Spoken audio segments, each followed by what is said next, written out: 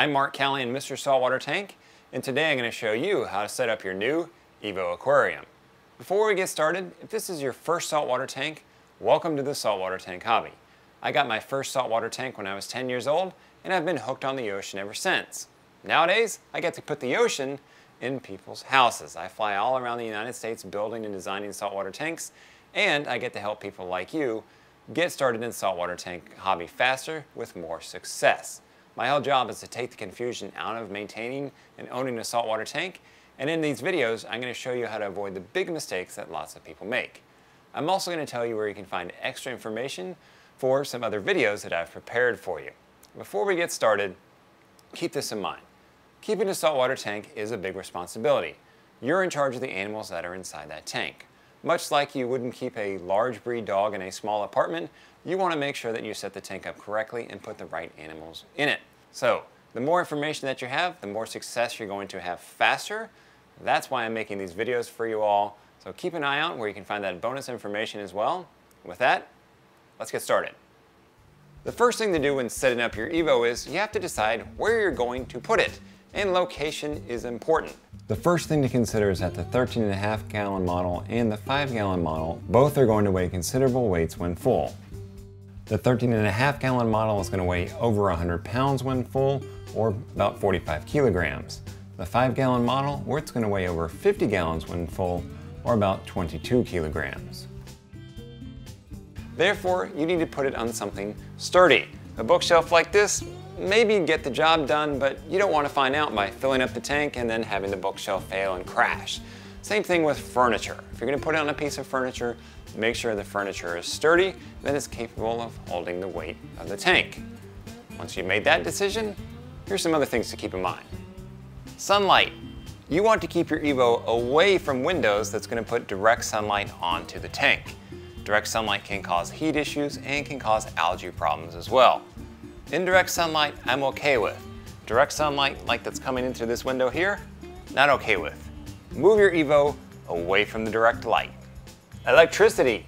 Your EVO needs electricity to run, therefore you want to put it close to a power outlet.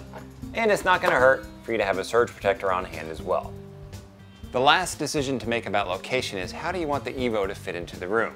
Well, what do I mean by that? Well, do you want the EVO to be the center part of the room, the main focus of the room, where people walk into the room and go, saltwater aquarium? Or do you want it to be tucked away in its corner where it gets noticed, but it's not overpowering and not the main focal point of the room? Either way is fine. It's going to be up to you to make that decision based on your taste and your needs. I chose to place my EVO 13.5 right here in my fish room at the end of my couch. This way I can take in the EVO 13.5 and take in my big tank as well. I'm also away from direct sunlight with this window. I'm close to a power outlet, and it's a place where it's easy to see and easy to access. That means it's going to be easy for me to work on it. Now that I've got the location set, well, here's what you need next. Water. This is going to be a saltwater aquarium. Ask your local fish store for reverse osmosis deionized water, also known as RODI water. Dechlorinated tap water can work if you can't find RODI water. You can also find filtered water at your local grocery store. Word of caution here, avoid distilled water. Distilled water can be condensed on copper coils, and copper kills invertebrates such as shrimp, crabs, and corals. Sand. Every time I've gone to the ocean, I've seen sand, and I like it in my saltwater tanks. There are two types of sand, live sand and dry sand. I use dry sand, and I always rinse it before I put it in my tank. Avoid place sand that's used in sandboxes. You want sand that's meant for a saltwater tank. Rock. Rock comes in two forms, live rock and dry rock. Live rock is rock that's full of bacteria to help your tank stay healthy. Dry rock is rock that is dry and has to be seeded with bacteria that the live rock has. How do you seed dry rock and make sure any live rock that you have is ready for fish? You add nitrifying bacteria to the tank. Now for the EVO, I'm going to add Fluval Cycle product. This is a concentrated nitrifying bacteria product. I'm going to add it to the EVO once there's water into it to make sure that I'm getting the tank ready for fish. Before you can do that though, you need to understand what the rock in the tank is going to do for the tank. Rock provides a place for your fish to hide, for you to place corals in the tank, and a place for bacteria to grow that makes your tank tick. Okay, so what about fish? You're likely going to want to put fish in your EVO, and you don't want to put them in just yet. Your tank will need to cycle first, which I'll talk about later in the video. Once you've amassed the sand, rock, and water, put in enough sand to make an inch to an inch and a half deep sand bed. Then it's on to arranging the rock work in the tank, which is known as aquascaping. Here's a big trap that you don't want to fall into when it comes to aquascaping your EVO. Don't fall into the trap of thinking that you don't want to put a lot of rock in there because then you won't see your fish. This is absolutely not true. What you do want to do is put plenty of places for fishes to hide by putting in a good amount of rock into the tank, because the more places that you give fish to hide, the less that they actually will. This is a bit of counterintuitive. You think if these fish have all these places to hide, they're never going to want to come out. Well, it's not true. The more comfortable that the fish feel, the more likely they're going to come out and interact with you. Flip side of this is you don't want to stuff a whole bunch of rock in this tank. You do want to give the fish swimming room, and you want to make sure that you have lots of places for nitrophine bacteria to grow. So there's a give and a take. Now, I talked to you earlier in the videos about bonus material. Well, here you go. The link at the bottom of your screen, I've got some bonus videos showing you different ways that you can aquascape your EVO.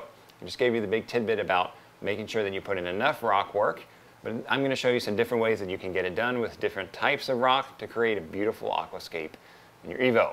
I aquascape the EVO with the rock mainly in the center of the tank, leaving open areas for fish to swim, while also giving myself plenty of places to put corals in the future. With the aquascape set, it's time to focus our attention to the back chamber of the EVO. The return chamber gets the return pump. It slides down into the bottom of the chamber, and then you take the threaded plumbing piece and screw it into the 90-degree fitting, just like this. Hand tight is fine, no need to crank down hard on the plumbing. Then take your flow deflector, push hard, and it will snap right into place. At this point you can just bend these over here, make sure they're pointed down, and you're on to filling up the filtration chamber. The filtration chamber is comprised of 3 different types of media: the carbon bag, the biomax bag, and the foam filter media that surrounds the carbon in the biomax.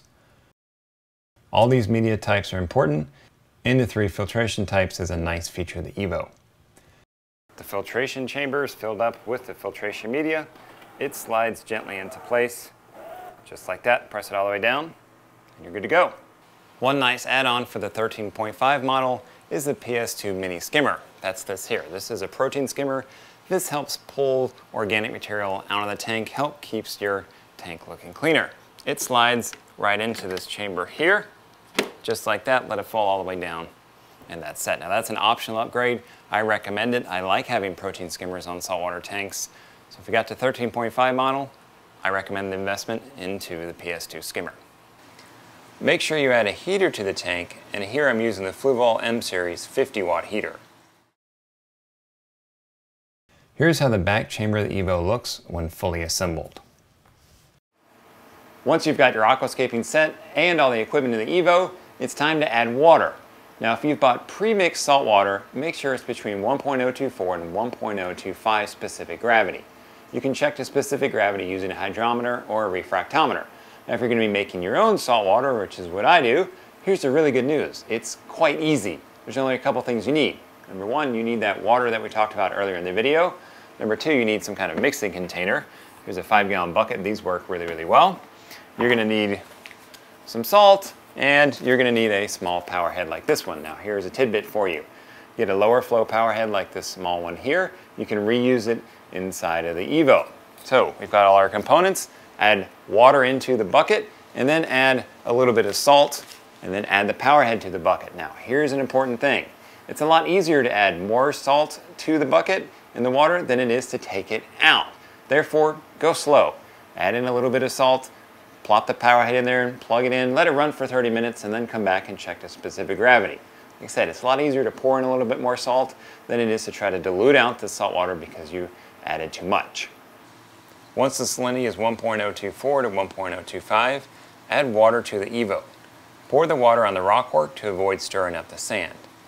Add enough water to fill the main tank and for water to flow through these baffles into the back chamber. Once the back chamber is full, plug in the return pump and the heater. Make sure that the heater is set to 78 degrees or 26 degrees Celsius.